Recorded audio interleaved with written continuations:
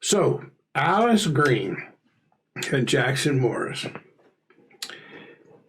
It's been a few months. It has. We've done a lot of things. Since we've been with Alice and Jackson.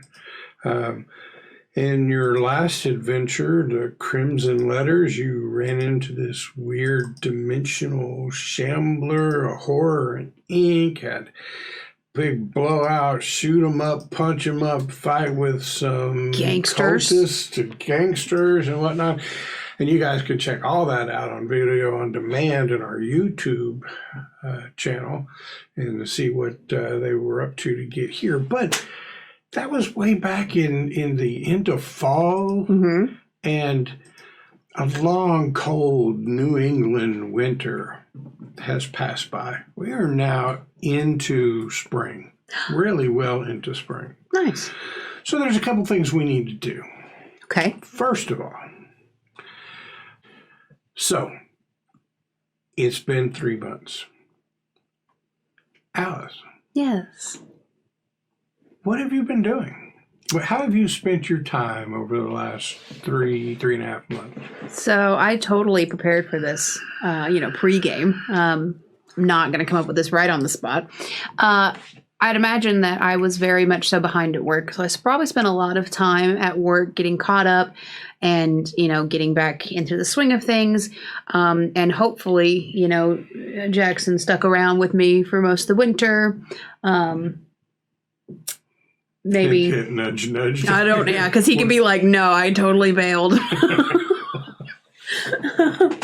But, yeah, if Jackson stayed around, I would have spent a lot of time probably with Jackson, probably allowed him to stay in my townhome, or if he chose to stay somewhere else, be polite either way. But I probably spent most of that time at work, just really trying to get my stuff caught up.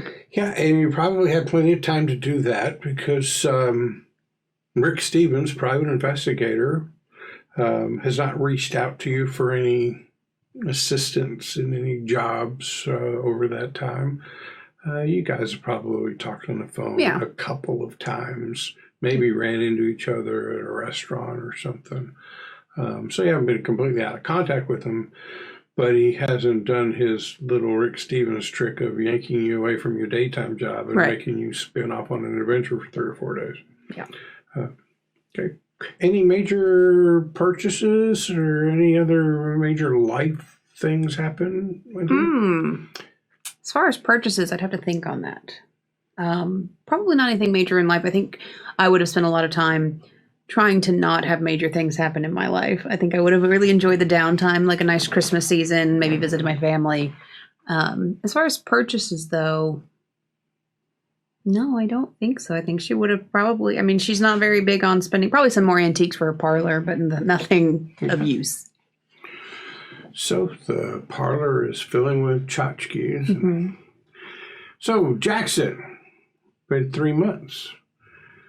You're originally from Boston.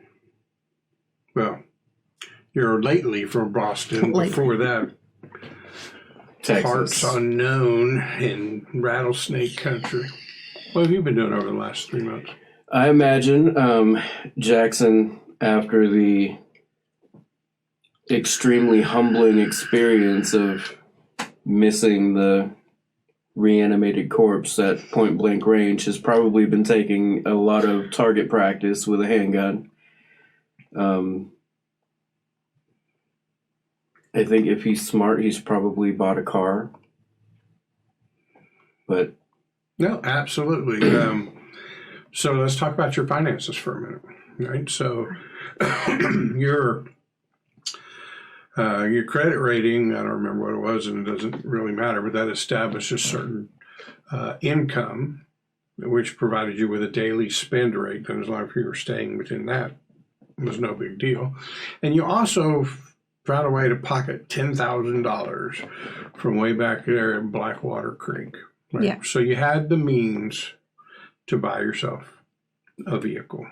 So good choice, right?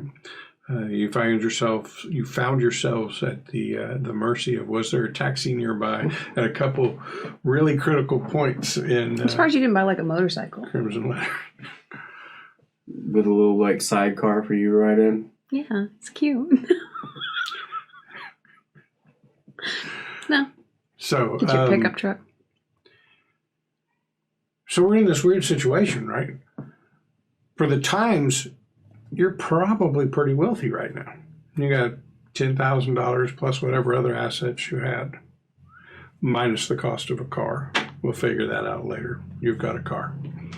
But what you don't have is any recurring income. So, been working any?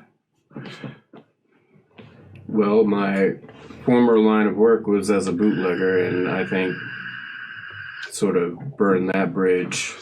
Probably a little dangerous to get in the bootlegging business here in Arkham because that might raise the possibility that somebody from the Boston or Chicago, or you ran into some gangsters from Atlantic City, one of which kind of looked like he recognized you. The word could get back to Declan McBride that you are in fact still alive and not dead in the hills at Blackwater Creek. In which case he's probably wondering where his $10,000 for that. Probably. So yeah, probably getting into that life is probably pretty dangerous. Now, if you wanted, Rick Stevens probably could have put you to work some on odd jobs here and there, do a stakeout for him, go follow this guy somewhere, you know. Or I would have done for handyman stuff around the house because I don't do that stuff. Helping fix up the busted cupboard. And Yeah, I think working with Rick would be probably. You don't like the idea of being her sugar. I mean, he's probably doing that too, but. Right. And have you taken her up on her offer of staying there at her house? Yeah.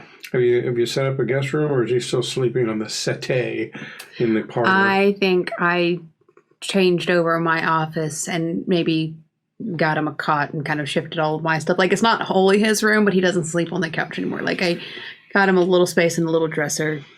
He's a man of simple needs. I don't think he needs a whole boudoir. Both of you are at your max hit points. Yes.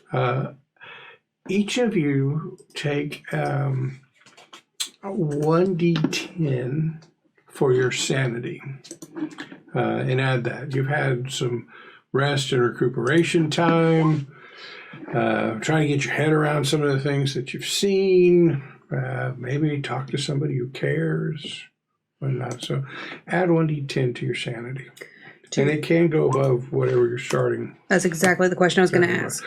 But it can never go above 99 minus your Cthulhu Mythos. Correct. I rolled a pretty solid 6.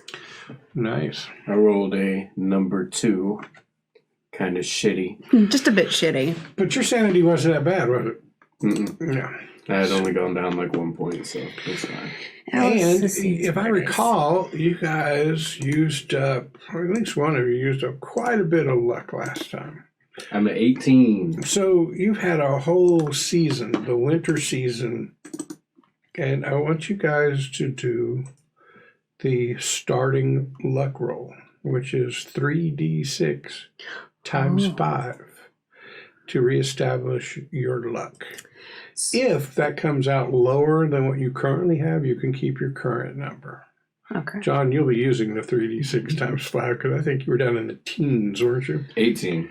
So I either think that you're just being really loving and generous, or I'm very scared about what's to come, because there's very rarely that keepers and game masters. My little way of saying thank you for this beautiful leatherhead bound collector's edition, or you're in a shitload of because trouble. Of this cute little leatherette keepers edition. 3d6 times 5, you say? Mm-hmm. So 45. Mm-hmm. Yeah, that's better than what I got. So I have 34, so I'll go up to 45. John, you just go up to 75 in luck. Yeah, he rolls so good all the time. All right, so you guys are back at what a starting character would have for luck. Right.